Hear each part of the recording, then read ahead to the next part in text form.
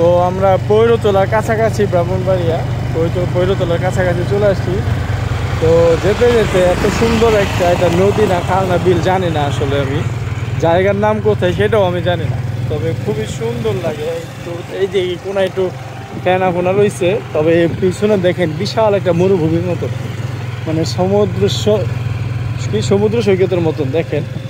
মাশাআল্লাহ খুব সুন্দর লাগে এরকম রাস্তাগুলা।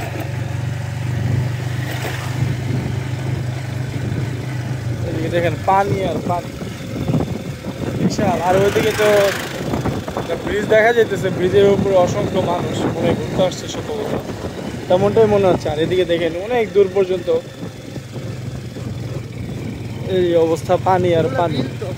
বিল, হ্যাঁ ওই তাই গুগল ম্যাপে তো তাই দেখায়, সামান্য একটুখানি নদী আছে। তো ভিডিওটি যাই আর একটুখানি লম্বা করে দেখাই, সামনে যে ব্রিজটা আছে ব্রিজটা পর্যন্ত দেখাই, ব্রিজের উপর থেকে হয়তো আর একটু ভালো লাগবে দেখতে। ও ভাই আরন ভাই এম দিয়ে সেই টানা দিতেছে। আর এই যে ব্রিজের উপর দেখেন খুবই পুরনো একটা ব্রিজ মনে হইতেছে ব্রিজটা,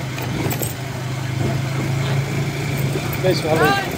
তো ভাইদেরকে দেখে মনে হইতেছে ঘুরতে আসছে। আর বাপ রে বাপ, টাকা পানির স্রোত দেখ শুনি, হ্যাঁ খুব ডেঞ্জারাস।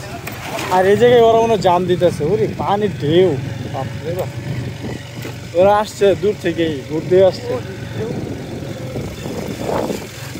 ঢেউ আসে আসলে খুব সুন্দর। যাও পানিতে খেলা দিচ্ছে ওই জায়গাটা, যাও তাহলে ফেনা হচ্ছে। আর ওই জায়গায় আমার দেখি গাছ নাকি এতগুলো উঁচা জায়গা, একটা বাড়ি হইতে পারে। কি যে একটা অবস্থা। ওই যে ওইটা একটা আস্তে আস্তে মালবাহী কি কয়েছে, ওটা কি কয় লঞ্চ না কি জানি, স্টিমার, ভোল্টেজ না কি জানি কয়।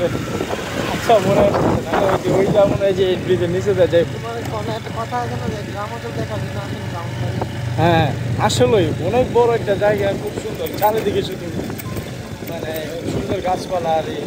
আর এদিকে দিয়ে R15 দেখছি এই পর্যন্ত এই রাস্তার মধ্যে 3-4টা R15 দিকে রয়েছে, তাও R15। হ্যাঁ এই যে পানি দেখেন এদিকে হালকা বুঝতে পারবেন কীভাবে ঠেললে পানি ঢুকতেছে।